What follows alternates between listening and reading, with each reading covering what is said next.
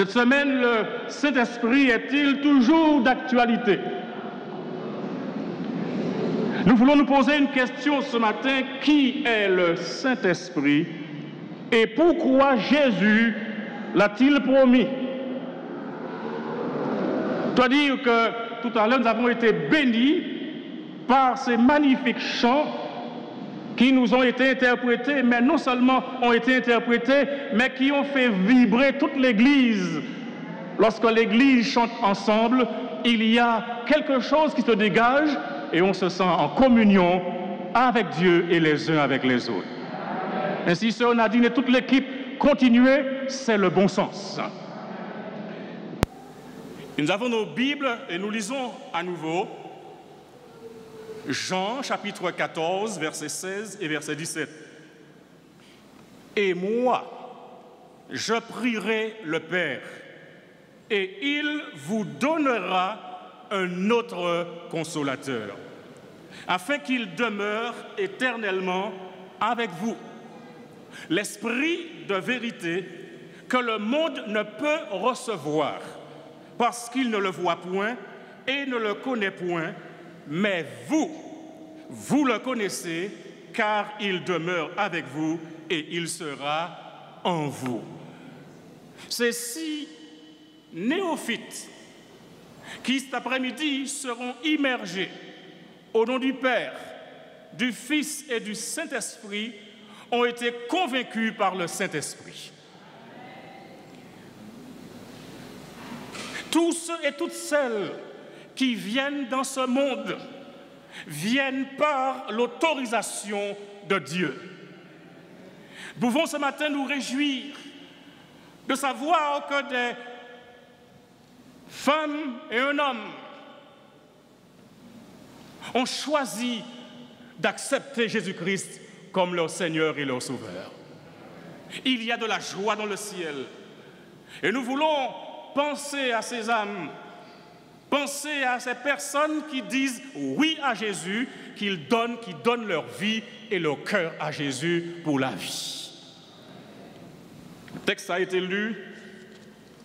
Il est dit Jésus qui déclare « Et moi je prie le Père, et il vous donnera un autre consolateur afin qu'il demeure éternellement avec vous. L'Esprit de vérité que le monde ne peut recevoir parce qu'il ne le voit point et ne le connaît point. Mais vous le connaissez car il demeure avec vous et il sera en vous. » Prions le Seigneur. Père éternel, ta parole a été lue.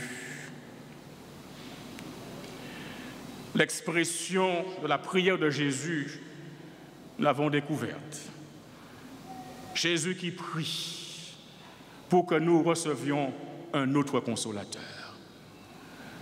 Et alors que nous allons approfondir ce texte, Seigneur, il nous faut du Saint-Esprit pour nous apporter la compréhension, la conviction et la volonté d'agir dans ton sens.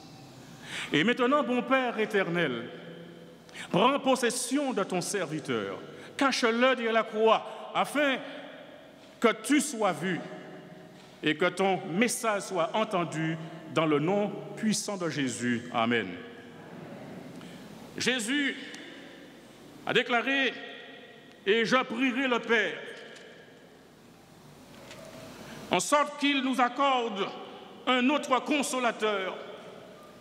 Mais avant de développer ces 2 textes, nous voudrions tout d'abord nous immerger dans le contexte de cette déclaration. Nous sommes au chapitre 14 de l'évangile de Jean. Et le chapitre 14 commence par une déclaration de rappel à l'ordre. Cessez de laisser votre cœur d'être troublé. Que votre cœur ne se trouble point. Leur cœur s'était déjà emballé. Et l'action ici consiste à arrêter ce processus. Cessez de laisser votre cœur d'être troublé. Les disciples, en effet, étaient troublés. Pourquoi l'étaient-ils? Ils étaient troublés parce que Jésus avait annoncé qu'il les quitterait. et cela était imminent. Il leur avait dit que son absence serait seulement temporaire et que son départ leur serait avantageux.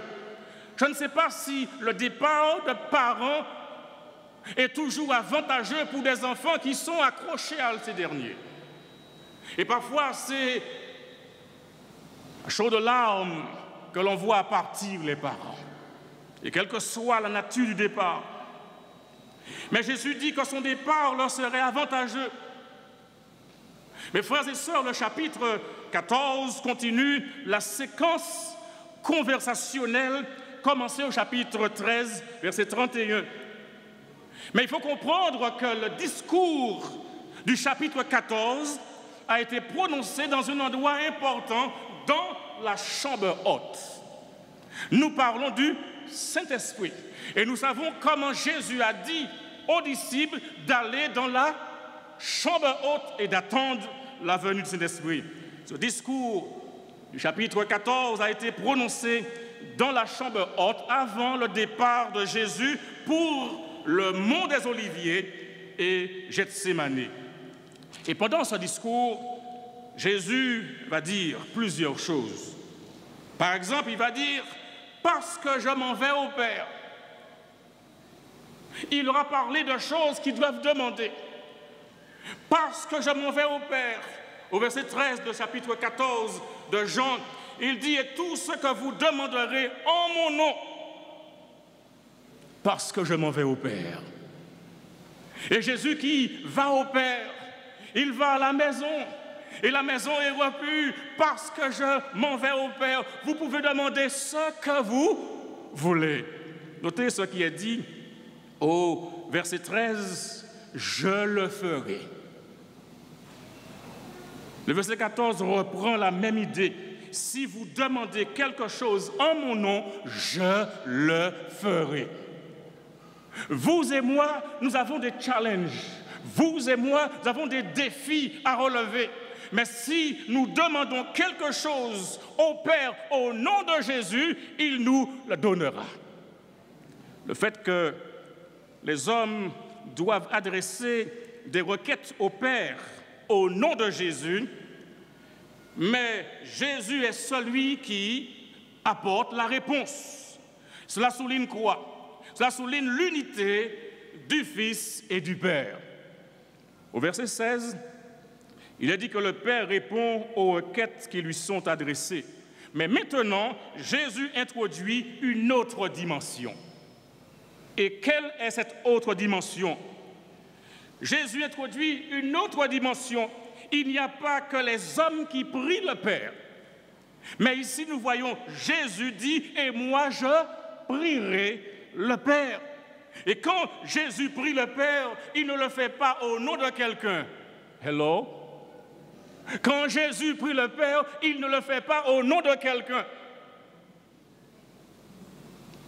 Quand Jésus prie le Père, il fait une demande spécifique et il est sûr de la réponse. Et il vous donnera un autre consolateur. Le consolateur dont il est parlé ici, c'est le Saint-Esprit. Quel est le consolateur dont il est parlé ici? Le Saint-Esprit. Mais j'ai une question. Qui est le Saint-Esprit? Connaissez-vous le Saint-Esprit? La Bible révèle que le Saint-Esprit est une personne et non pas une force impersonnelle. Ce n'est pas électricité. Le Saint-Esprit est une personne, pas une forme impersonnelle. Et lorsque vous prenez plusieurs textes de l'Écriture, par exemple, dans le livre des Actes, chapitre 15, verset 28, il est dit « Il a paru bon au Saint-Esprit et à nous ». De telles déclarations montrent que les premiers chrétiens le considéraient comme étant une personne. Qui est le Saint-Esprit? Le Christ va parler du Saint-Esprit comme étant une personne à part entière, pas une personne de seconde zone. Et Jésus dira dans Jean chapitre 16, verset 14, « Il me glorifiera parce qu'il prendra ce qui est à moi et vous l'annoncera. » Les Écritures, en se référant à la Trinité, décrivent l'Esprit comme une personne. Et vous qui allez être baptisés cet après-midi, selon Matthieu 28, verset 19, où il est dit « Allez, faites des nations des disciples, les baptisant au nom du Père, du Fils et du Saint-Esprit. » Nous sommes baptisés au nom du Père, du Fils, mais aussi du Saint-Esprit.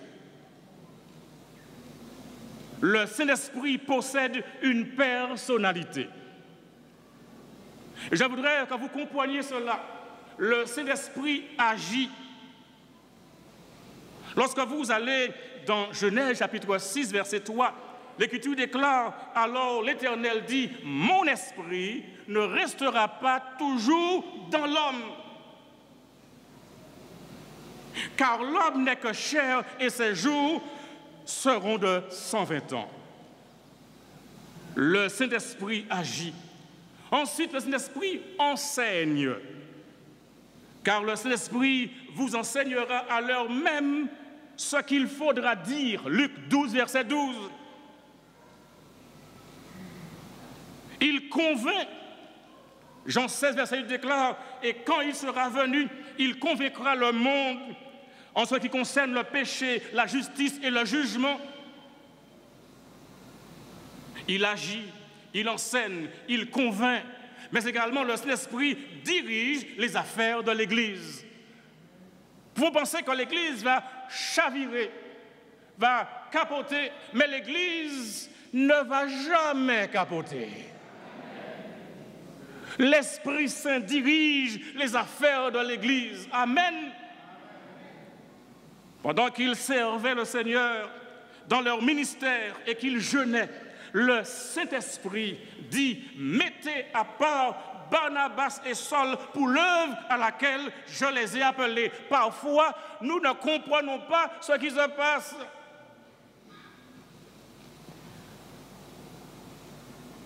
Dans certains cercles, on ne comprend pas ce qui se passe, mais je crois que le Saint-Esprit est celui qui dirige les affaires de l'Église. Acte 13, verset 2. Le Saint-Esprit aide et intercède. De même aussi, l'Esprit nous aide dans notre faiblesse, car nous ne savons pas ce qu'il nous convient de demander dans nos prières. Nous sommes un petit peu foufous. Tout ce que nous voyons, nous voulons. Mais notons bien ce qu'il a dit, mais l'Esprit lui-même intercède par des soupirs inexprimables. Nous ne savons pas ce qu'il faut demander, nous sommes égoïstes. Nous voyons uniquement nos intérêts. Mais lorsque nous mettons ces deux genoux à terre et que nous adressons au Père dans le nom de Jésus, l'Esprit Saint nous permet de demander les choses dont nous avons vraiment besoin. Et l'Esprit lui-même intercède par des soupirs inexprimables, quelle que soit la langue que vous allez utiliser. Dieu, il comprend toutes les langues. Quelle que soit la formule, Dieu, il comprend toutes les formules. Il n'est pas transcendé par nos formules. Dieu, il est en mesure de nous comprendre même lorsque nous ne nous exprimons pas verbalement. Le Saint-Esprit inspire. D'ailleurs, cette Bible que vous avez entre vos mains, selon 2 Pierre 1, verset 21, il est déclaré « Car ce n'est pas par une volonté d'homme qu'une prophétie a jamais été apportée. » Mais comment? Mais c'est poussé par le Saint-Esprit que des hommes ont parlé de la part de Dieu. En d'autres termes, lorsque nous nous approchons de la Bible, il nous faut demander l'éclairage du Saint-Esprit. Amen. Il nous faut demander l'éclairage du Saint-Esprit. Cette parole-là n'est pas comprise comme cela. Ce n'est pas un livre de mathématiques ou de philosophie. La Bible, c'est la parole de Dieu. Le Saint-Esprit sanctifie. Amen. 1 Pierre 1,2 nous dit « Et qui sont élus selon la préscience de Dieu le Père, par la sanctification de l'Esprit. » Et quand l'Esprit procède à la sanctification, voilà ce qui se passe. Eh bien, on devient obéissant. Thank you.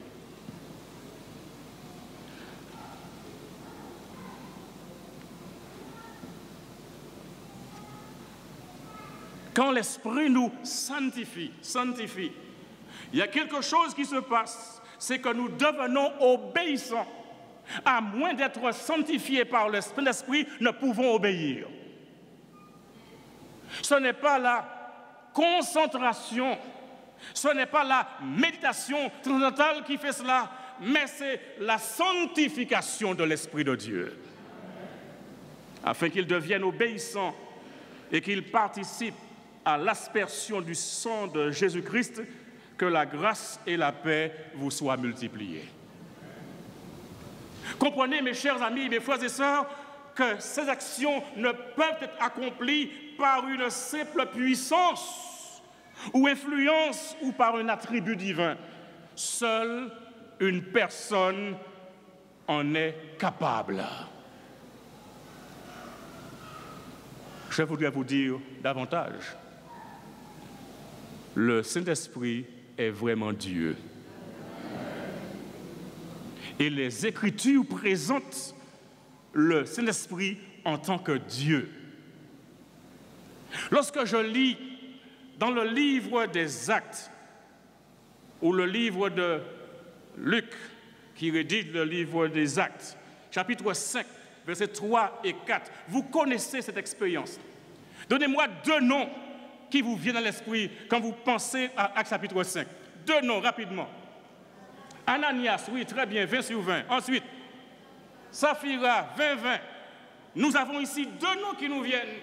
Et Pierre va dire à Ananias, parce que ce dernier a fait un white lie, un mensonge. Et par ici, nous disons, débrouilla pas péché. Le prix auquel il a vendu le champ n'est pas celui qu'il présente aux apôtres. Et quand la question lui est posée, est-ce à ce prix, au lieu de se repentir, il insiste. C'est déjà mauvais de faire une déclaration mensongère, mais c'est pire que d'insister dans la voie du mal. La persévérance dans l'erreur est diabolique, n'est-ce pas? Pierre dit à Ananias qu'en mentant au Saint-Esprit, il a menti non pas à des hommes, mais il a menti à Dieu. Jésus, il va définir le péché impardonnable comme un blasphème contre le Saint-Esprit. Dans Matthieu 12, 32, Jésus dit « Quiconque parlera contre le Fils de l'homme, il lui sera pardonné, mais le blasphème contre l'Esprit ne sera point pardonné, ni dans ce siècle, ni dans le siècle à venir. » Et cela ne se vérifie que dans la mesure où le Saint-Esprit est vraiment Dieu. Mais qui est le Saint-Esprit? Le Saint-Esprit est Dieu, est une personne. Et dans ce chapitre 14 que nous avons découvert ce matin, il est dit dans son discours de départ de la chambre haute, Jésus dit à ses disciples, « Et moi, je prierai le Père. » Et en priant le Père, que fera le Père? Il vous donnera un autre consolateur. Jésus est soucieux, il parle, mais il a un souci, il ne veut pas les abandonner, il ne veut pas les laisser, et il va s'assurer qu'ils seront pris en compte, qu'ils seront pris dans ses faveurs, ils seront protégés, nourris, instruits. Et Jésus dit, il vous donnera un autre consolateur.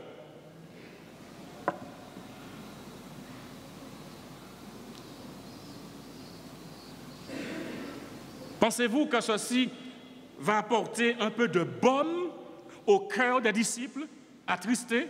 Jésus dit oui, je m'en vais. Mais tout de suite, il dit, je vais prier le Père et il vous donnera un autre consolateur. Les disciples sont consolés parce qu'ils comprennent quand Jésus leur dit un autre consolateur. Ils comprennent que cet autre consolateur, cette expression qui est particulière, un autre du grec allos, c'est-à-dire un autre du même genre, de la même espèce, de la même nature. En d'autres termes, Jésus dit, je m'en vais, mais vous avez quelqu'un de la même nature, du même genre. Mais là où j'étais limité pendant mon ministère terrestre, vous l'aurez éternellement. Jésus lui-même était un consolateur. Ailleurs dans la parole de Dieu, dans 1 Jean chapitre 2, verset 1, il est dit que nous avons un avocat. Si quelqu'un a péché, mes petits-enfants, si quelqu'un a péché, n'est-ce pas? Et que dit le texte? Nous avons un avocat auprès du Père. Et comment s'appelle cet avocat? Jésus-Christ, le juste. Jésus laissait ses disciples, mais il demandait au Père d'envoyer quelqu'un qui était comme lui pour rester avec eux, pas de façon temporaire comme il était resté, mais éternellement. C'est ce que nous voulons, que Jésus, par l'Esprit Saint, soit avec nous éternellement.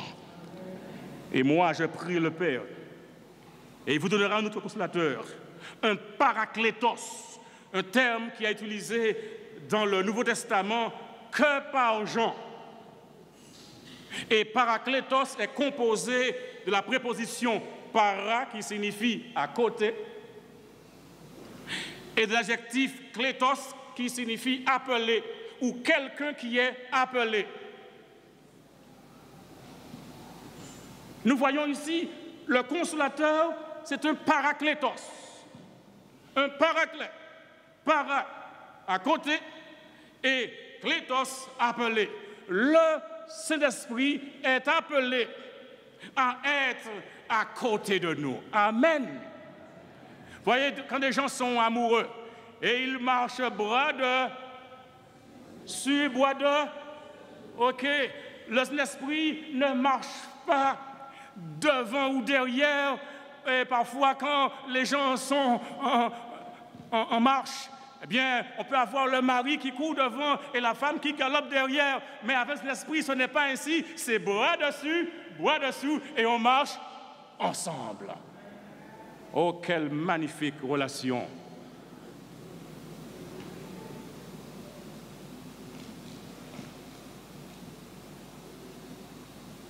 Donc, mes amis, le sens littéral de paraklétos est quelqu'un qui est appelé pour être à côté de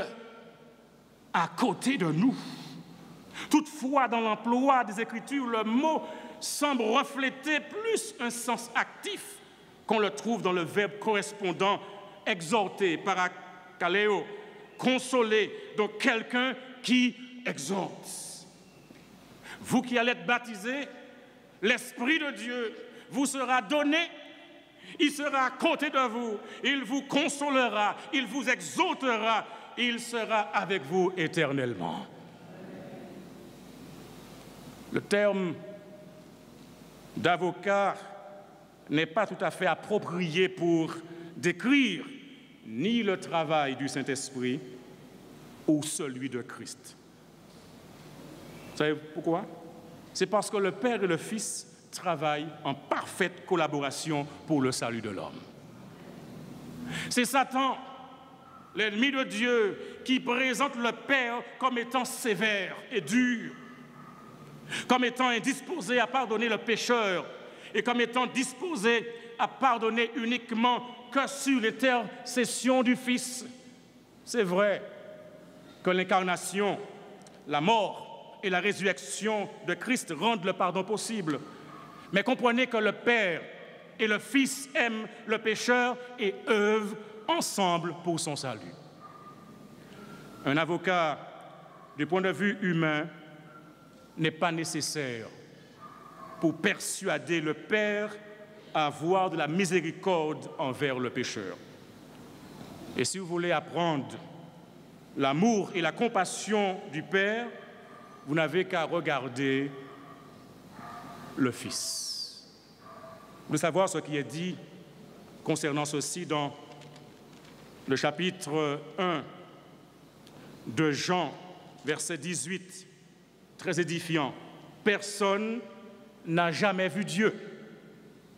Le Fils unique qui est dans le sein du Père est celui qui l'a fait connaître. Celui qui veut apprendre l'amour et la compassion du Père doit aller examiner, contempler la vie de Jésus. Dans la littérature pré-chrétienne et non chrétienne, Paraclétos retient le sens plus général de quelqu'un qui se tient en faveur d'un autre, un médiateur, un intercesseur, une aide. Et vous comprenez bien comment cela est reproduit dans Matthieu chapitre 5, verset 4. Heureux les affligés, car ils seront consolés. Comprenez que le verbe parakéléo, bien que traduit consoler 23 fois dans le Nouveau Testament, est aussi rendu par exhorter 19 fois.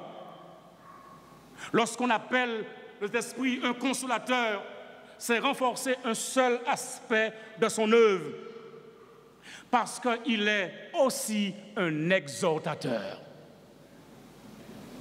En fait, ce dernier sens est l'élément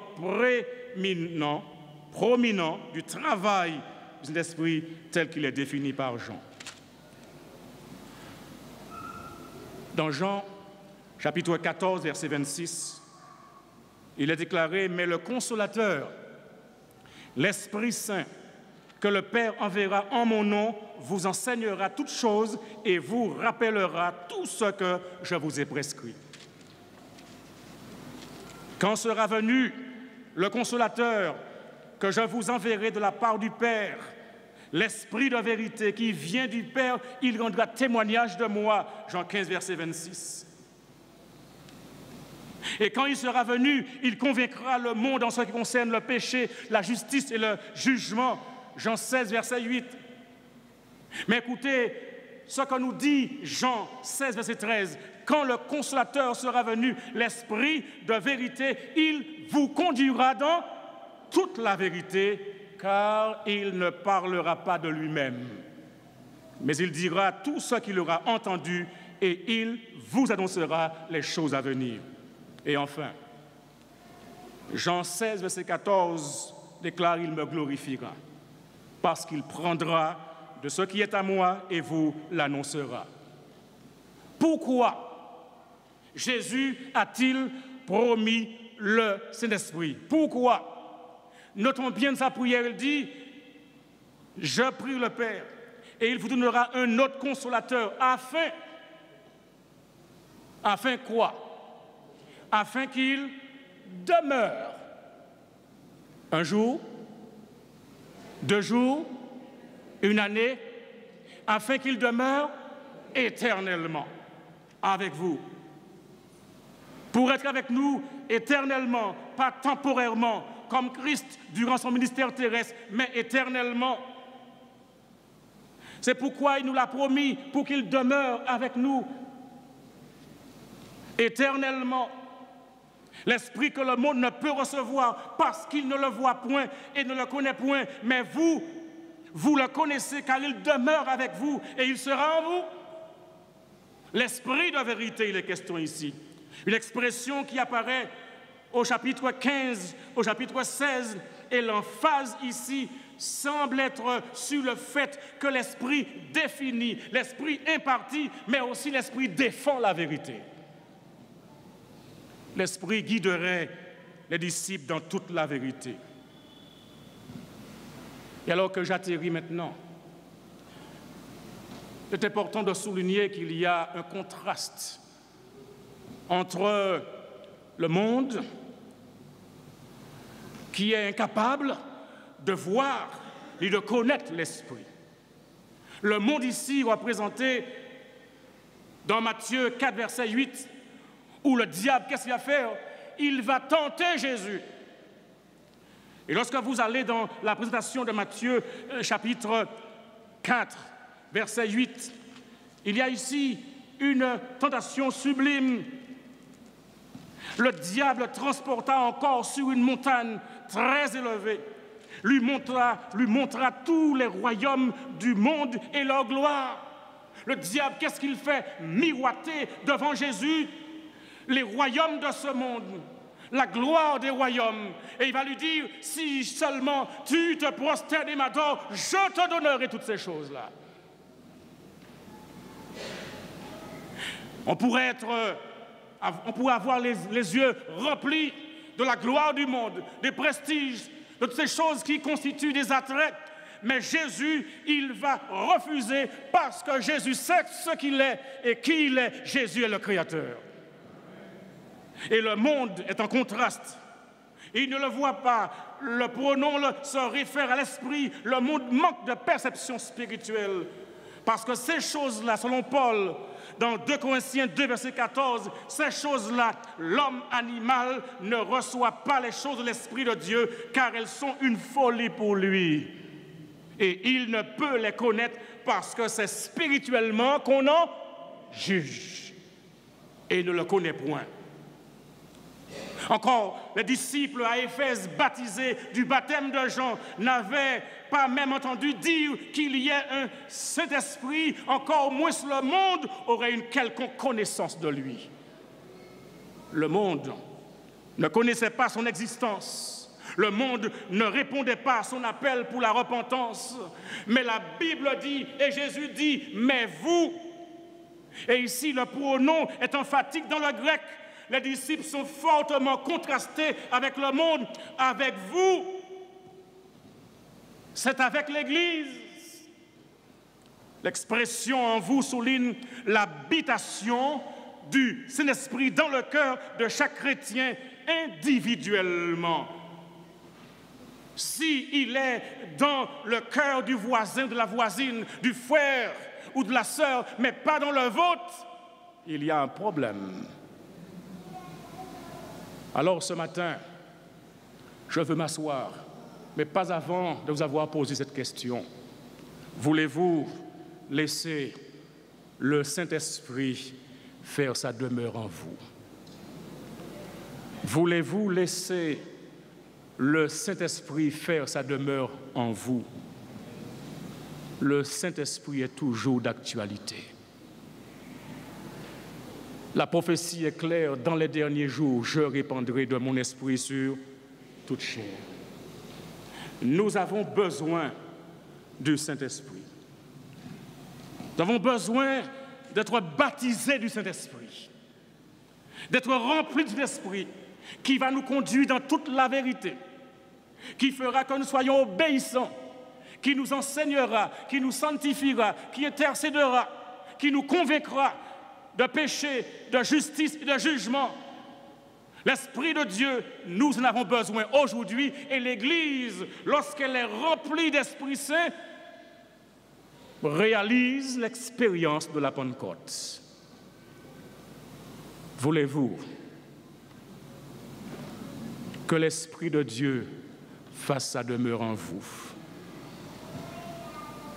Voulez-vous que l'Esprit de Dieu prenne le contrôle de votre vie?